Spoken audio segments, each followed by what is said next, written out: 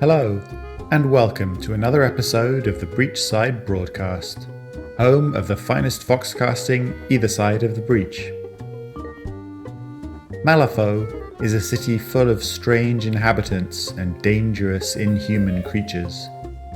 But the beasts who inhabit the frontier lands around Malifaux can be even stranger and more terrifying.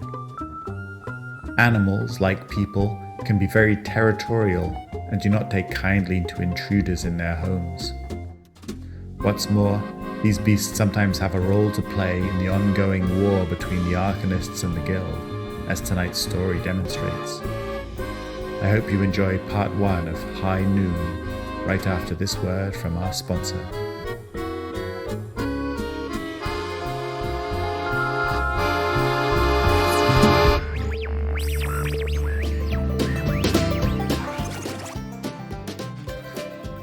This episode of the Breachside Broadcast is brought to you by Furry Friends Pet Store. Bring home a cuddly creature straight from the bayou or the Badlands. Why not bring home a baby gator for the kids? What could possibly go wrong? Or maybe a Malifaux raptor. They make great companion animals as long as you're careful not to let them peck your eyes out. Furry Friends Pet Store is not responsible for any injuries caused by a new pet.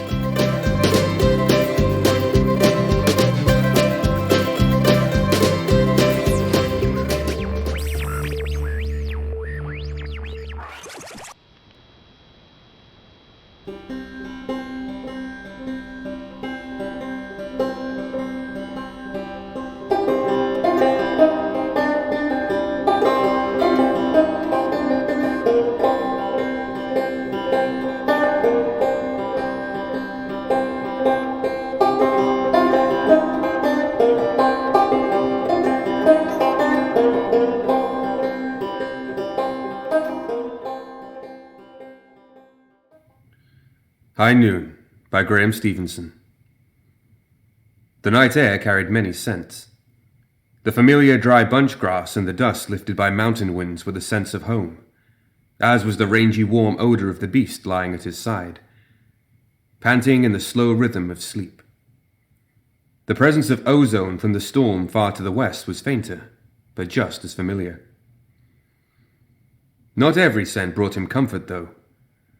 The sharp tang of sweating men invaded his yurt, and the acrid stink of lime cement and gunpowder clung to his body like a taint.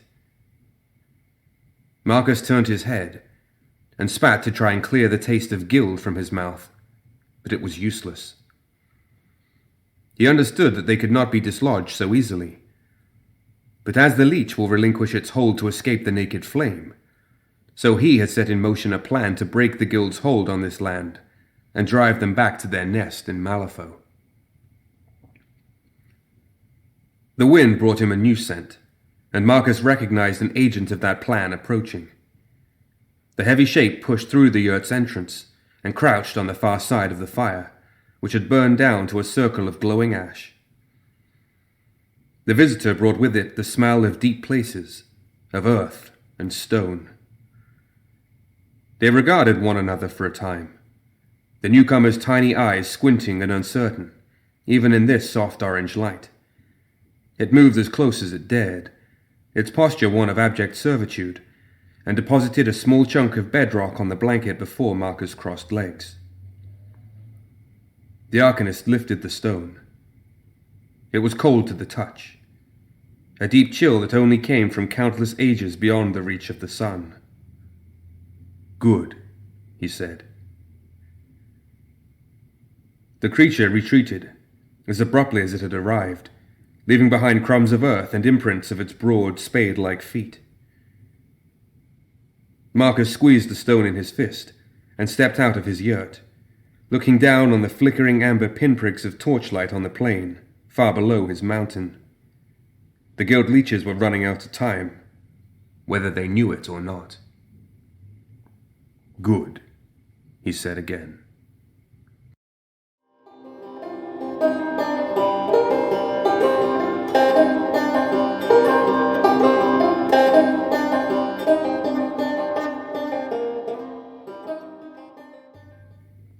"Colonel," the guardsman said, throwing a salute as he opened the carriage door. Colonel Noone climbed down slowly, not anxious to have the shine of his boots dulled by the reddish-brown film that coated the guardsman's sentry and everything else in these sun-blasted northern hills. He preferred the cobbles of Malifaux, especially just after a hard rainstorm, when the stones were dark and lustrous and clean. His steam carriage had been turned into an oven by the long journey north, and his dress shirt and cap was sodden. Any hope of a refreshing breeze vanished as soon as he emerged from the baking interior. The winds that scoured the hills were as hot as the metal skin of his carriage, and the only thing that brushed his sweating skin was dust. His mood soured further when he saw the fort. After 3 months, it still looked far from completed. The construction was nowhere near as advanced as it should have been, considering the resources and manpower that had been shipped north.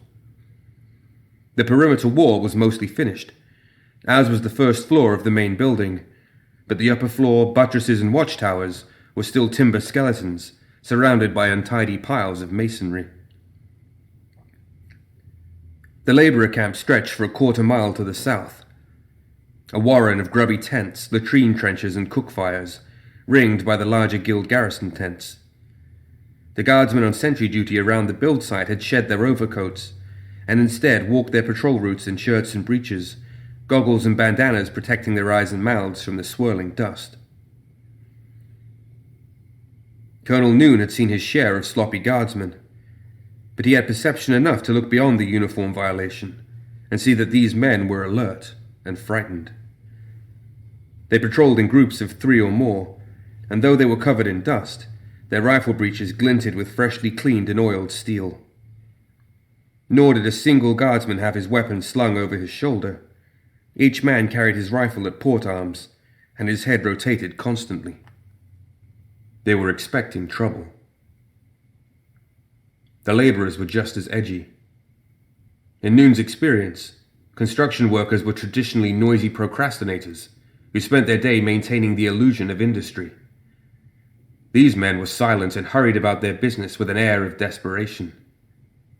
They had obviously reached the conclusion that the sooner the job was finished, the sooner they could leave this place. "Where's Captain Bridger?" he asked. "In a command tent, sir," the guardsman replied, indicating the largest tent on the far side of the construction site, where a guild flag rippled in the hot wind. "He's expecting you." Noone worked his way around the camp, ignoring salutes thrown from passing patrols, surveying the construction up close. The interior of the fort was an empty shell of unplastered stone, and the floor was still dirt. Teams of men with shovels were burrowing down into the dry ground, while others brought barrows loaded with slabs. When he reached the command tent, he threw the flap aside and stepped into a heat not unlike his steam carriage. He had to take a moment for his eyes to adjust. "Colonel," a voice said, and a shadow rose from behind a folding desk, which resolved itself into a short, paunchy man in a captain's uniform, as his vision recovered from the sun's glare. "Captain Bridger," he said, returning his subordinate's salute. "For once the reports were not wrong. You're even further behind than I realized." The captain looked unapologetic, instead gesturing to a leather case propped on his bunk. "A drink, Colonel?" "Water." The tin mug was dented, and the water was room temperature, but Noone swallowed it with relish. He accepted a refill and drank it with equal gusto, while Captain Bridger waited patiently. "So tell me," Noone said, wiping his mouth. "The reports advised of animal attacks." "We're under siege," Bridger said simply. "My men are on sentry duty for up to 18 hours at a time, and any sleep they might get between duties is interrupted. Mountain lions and maulers attack the labor camp most nights, sometimes 2 or 3 times over the course of a single evening. We risk losing laborers every night. The men are exhausted." "Why not change the shift patterns to let the guards sleep during the day?" the colonel asked. "Oh, they attack us during the day, too," Bridger said with a smile, "but they're more frequent at night." "You've posted sentries?" "Around the perimeter wall, yes, but somehow they keep getting into the compound. What about sharpshooters? You have an elevated position to command the surrounding terrain. Raptors, Bridger said. Birds of prey. They blind anyone that climbs as high as the scaffold on the watchtower. I lost 4 snipers and 5 times that in laborers before I ordered a halt to the upper story's construction. The Raptors haven't been back since. Unacceptable, Noone said. The watchtower would grant us a huge tactical advantage. It must be completed. Where do the Raptors nest? The mountain, Bridger said, nodding to the northwest. Then send a patrol and destroy their nests. I've sent 2, Bridger responded flatly. Neither came back. Noone toyed with the empty tin mug, thinking, it seems we're at war with more than just the local wildlife. His musing was interrupted by shrieking. He pushed open the tent flap and saw 2 laborers staggering from the fort's interior, swinging lengths of brown rope while the others scattered. They weren't ropes. They were snakes. Rattlesnakes. Dozens of them, clinging to the arms and throats of the 2 laborers, while more swarmed from the fort's interior. To his surprise, the closest patrol raised their rifles and shot the 2 men dead, then pitched smoking clay jugs into the fort. There was a whoomph, and fire jetted from the open stone doorway. Rattlesnakes keep nesting in the earth under the fort, Bridger said. Young ones. They curl just beneath the surface, and when the laborers try to clear the ground to lay floor slabs, they attack. The men call them rattle bombs. The only sure way to clean them out is to burn them. And these 2, Noone indicated the dead laborers. Death by their venom is excruciating. Trust me, this way is better. The fire was dying, being replaced with clouds of choking black smoke and the faint popping and crackling of roasted meat. Terrified laborers brandishing shovels began to creep back towards the fort. We find rattle bombs every few days. I've never seen snakes in such profusion before, nor so aggressive, the captain said. It's almost as though the land is conspiring against us. This fort must be finished, Noone replied. That much was obvious, and not just to justify the expense and loss of life in getting this far. These northern regions had long been a breeding ground for arcanists, and Guild intelligence placed a safe house somewhere in the area, from which a number of raids had been launched, as well as providing shelter and support to arcanist fugitives. It'll be finished, Bridger agreed, but I need more men. I've lost 1/3 of my strength through a combination of the animal attacks and sickness from the water. The water? Noone glanced at his empty cup. We started digging a well the first day we camped. This entire region is riddled with narrow fissures through the bedrock that filter water from the mountains. There are underground water deposits cleaner than anything you'll find in the city. At first the water was fine. Then it began to come up from the well yellow and sulphurous smelling. It had become contaminated somehow. We had nothing else to drink until scouts found a river 15 miles to the west, and a number of the men got sick. Now we have to send a wagon on a 30-mile round trip for fresh water. And it gets ambushed every day. Colonel Noone put down his cup, beginning to realize that Bridger had been doing a better job of commanding the outpost than he'd first thought. The animal meat is the same, the captain continued. At first I gave orders for the lions and maulers we killed to be slaughtered and cooked. I thought it would be a morale boost for the men, and a change from canned rations. But the meat was bad. A few even died before we realized what was poisoning them. What do you do with the carcasses now? I had a pit dug about a half-mile from the camp and lined it with lime from the construction site. We dragged the corpses there. He smiled absently. It's downwind, so most days you can't smell it. There's that many. We shoot perhaps 5 lions a week, and maybe 2 maulers. I have no idea where they're coming from, but the entire mountain range must be emptied by now. The lime pit is piled 20 feet high in places. Arcanist interference had been lurking behind the reports from the outpost, and now that Noone could see it with his own eyes, their presence here was irrefutable. Such unnatural animal behavior could only point to one thing: Marcus. "You'll get what you need," he said to the captain. "I requisitioned another 100 guardsmen, along with a dozen hunters and 2 peacekeepers before I left Malifaux. They'll be here within the week, and then we'll see how Marcus' claws fare against Guild steel." "You're certain it's him?" "It's him," Noone said. "And if I can shake him loose, this trip might prove to be profitable after all. That's one pelt I'd like to mount above my fireplace." The colonel straightened his collar and stepped back out into the sun's embrace, saying over his shoulder, "I'll need 20 men." The captain followed him outside. In daylight, the deep lines of his fatigue were evident. 20 men? "The Miners and Steamfitters Union have an iron smelting works to the east of here, at the base of the mountain." "That's right, sir. Rust Creek. We've done a little trading with them for tools and brazier coal. Have the men assembled by my steam coach in 10 minutes. I want to get there before I lose the light. Also, send a messenger to meet with reinforcements, and tell them what we're dealing with." "I don't understand, sir." "You've been on the back foot for too long, Captain. It's time to take the initiative. The Union is up to its hips in Arcanist treason, providing them with support and safe refuge right under our noses. Marcus is here, and someone at that facility will know how to find him. Once I have that information, I'll take the reinforcements up the mountain and bring back his head. I trust your construction will be smooth enough after that."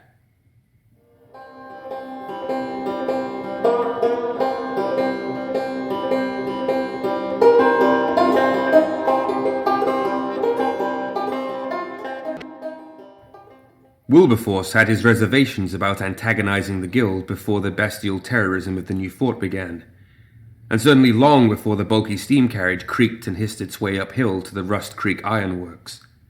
He watched with growing consternation as armed guardsmen spread out on both sides of the carriage while it rumbled its way into the yard, clunking over the sunken cart rails.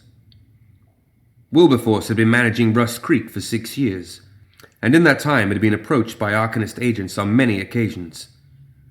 Beneath his office were the refinery and blast furnaces, and a short way up the slope from them was the mine head, where they dug out the iron sulfide. At the entrance to that mine was a small steel door that was kept locked at all times. It was marked with an explosives warning, but Wilberforce knew that what was kept behind that door was potentially far more damaging, at least with respect to the reputation of the Miners and Steamfitters Union. A persistent investigator wouldn't find a store of explosives, but rather a narrow staircase cut into the rock that led almost 100 feet down into the mountain's flank. The staircase gave way to a low, lantern-lit tunnel that staked and branched a dozen times. Assuming the investigators' persistence held past a dozen dead ends and double backs, they might eventually find the Arcanist safe house, where some of the Guild's most wanted awaited either the easing of their persecution or instructions.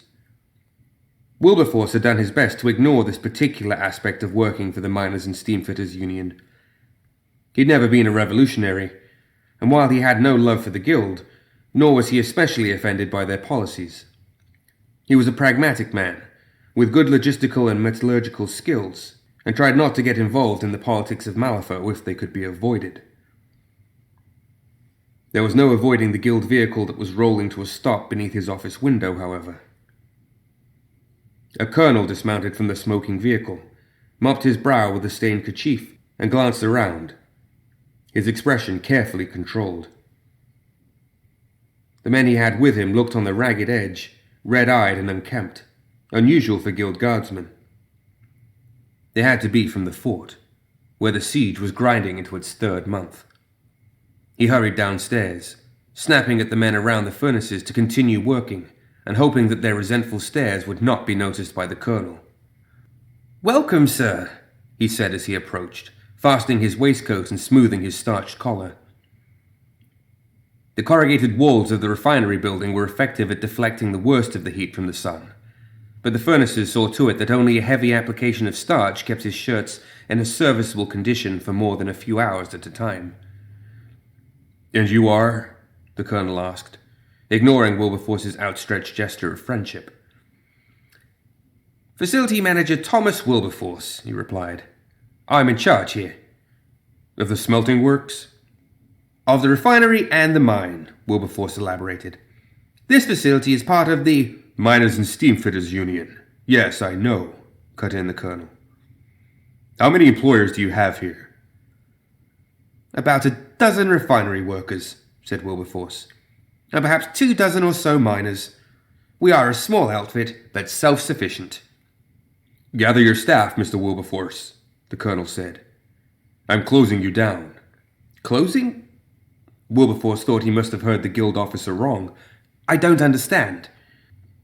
Until such times as it can be proved this facility is not offering any support to the outlawed Arcanist movement, all activity will be stopped immediately. Please arrange to have your employees confined to their living quarters, whereupon I will post guards to keep them there. Just a second, Colonel. This is a civilian facility, privately owned and run by M&SU. I don't recognize that you have any authority to give me orders. Furthermore, does your jurisdiction even qualify this far from Malifaux? I have 20 armed men here, Mr. Wilberforce, the colonel said pleasantly. I have another 150 back at the fort. How much more authority do you think I need? I need to inform M&SU headquarters about this immediately, Wilberforce said. This is a violation of... That won't be necessary, the colonel said, and waved a finger. One of the guardsmen grabbed Wilberforce's starched collar and hauled him to his tiptoes. Why don't we go back to your office for a little chat while I round up your staff? Wilberforce found himself being dragged back the way he'd come, while the guardsmen began brandishing their rifles and shouting at the staring workforce.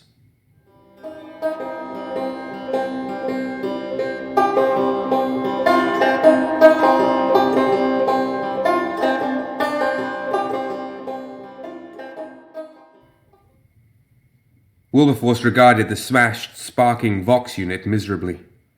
Even though he would never have been able to get a transmission out under the scrutiny of this guild colonel, there were enough employees that were loyal to the Arcanists for someone to have sneaked in here to alert the others. As it was, there had been several outbreaks of violence when the guildsman corralled his employees. Several had been shot, and many more clubbed with rifle butts before they had relinquished. The remainder were locked in their bunkhouses with guardsmen watching every entrance, while Wilberforce sat on a stool on the wrong side of his desk, wrists tied, watching the colonel relax in his chair. That's better, the colonel said. Now we can talk.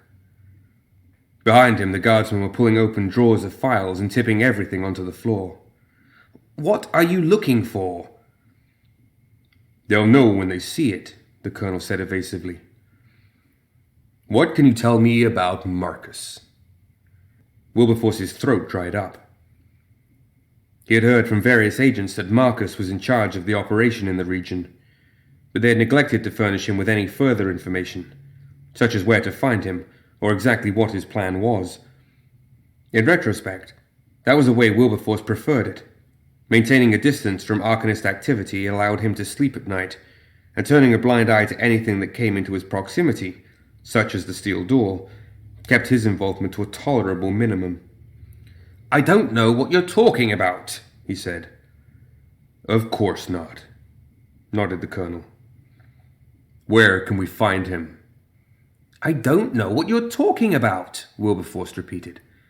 I understand. Is he on the mountain? Wilberforce shook his head. Colonel, he began. How would you prefer me to proceed, Mr. Wilberforce? Asked the colonel. I am of the opinion that you know both who Marcus is and where I can find him. Unfortunately for you, whether you actually possess this information is a moot point. I intend to extract everything you know about Marcus and the Arcanist movement. Are you with me so far?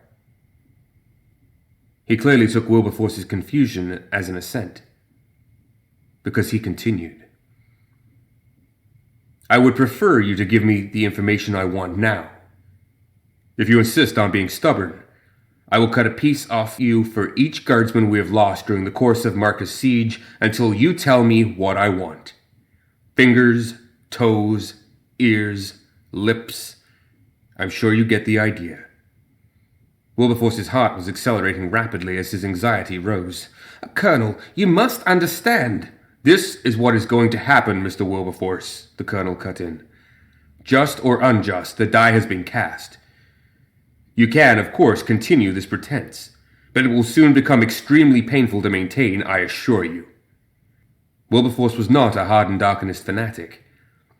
He had deliberately kept the movement at arm's length all his working life, and any loyalty he felt he owed them fled at the sight of the colonel drawing a long and keen-edged bayonet from his boot and resting it on Wilberforce's desk.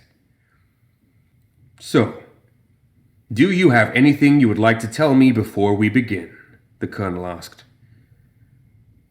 Wilberforce began to babble as fast as his tongue would allow.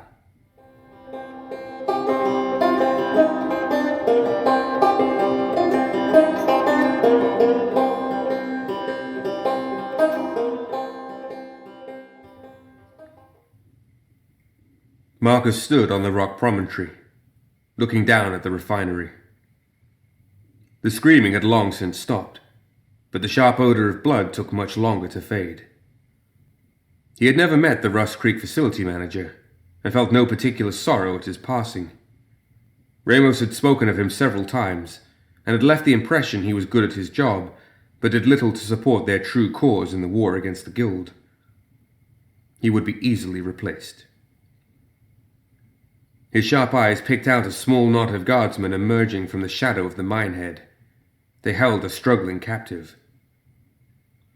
The facility manager knew nothing about Marcus' plan, but he did know the location of the safe house, which he had evidently spilled to the guild commander who had arrived this morning. A bolt of blinding blue energy arced across the refinery yard, and one of the guardsmen spun away in flames. A rifle butt swung, and the remaining guardsmen dragged the unconscious Arcanist out of sight. Marcus knew who they had. One of Ramos' lieutenants, a fiery young talent called Bixby Gall. He had burned a guild munitions warehouse to the ground, and assassinated 2 high-ranking officials in a single anarchic evening. Ramos had smuggled him out of Malifaux and hid him here in the hope of shaping the young man's aggression to further their cause. They had held several councils since his arrival, and it was very likely that Ramos had told him about Marcus' presence here.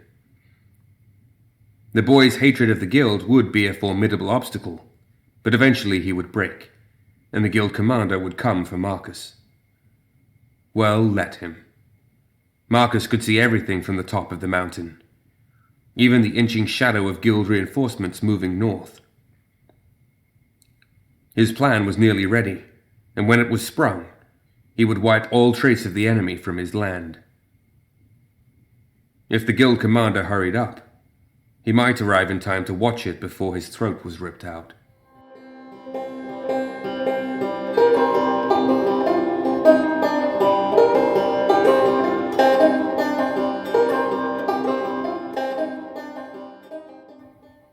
Noone was cleaning his bayonet with a scrap of cloth when the sergeant came into the office, snapped a salute, and tried to keep his eyes off the bloodied meat scattered about the floor. "You wanted me, sir? Send 2 men back to the fort with a message for Captain Bridger.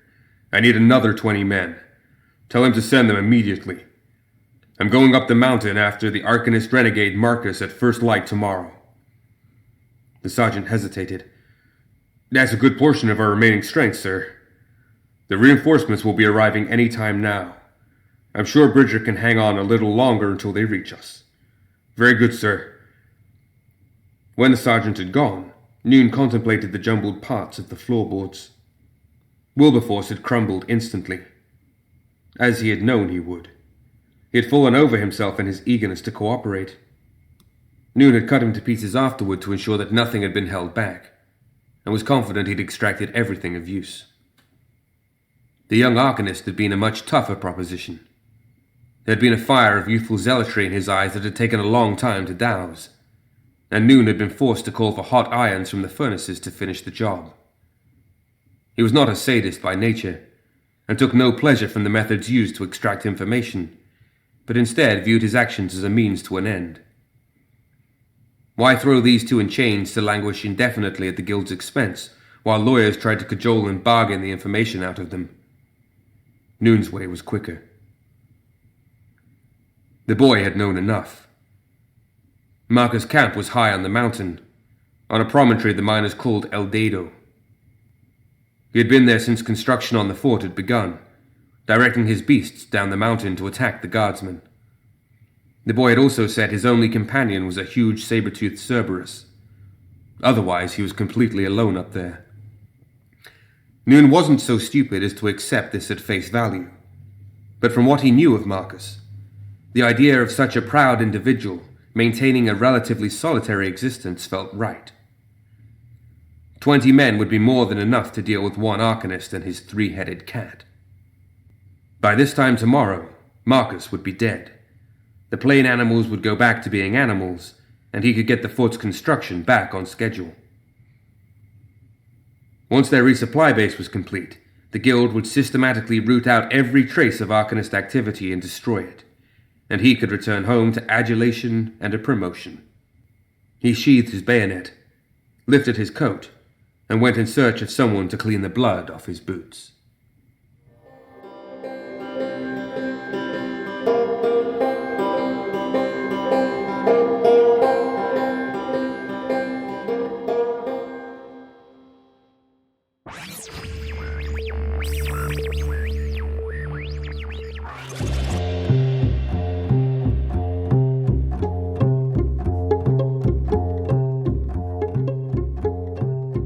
That's it for another episode of the Breachside Broadcast. Join us next time for the conclusion of High Noone.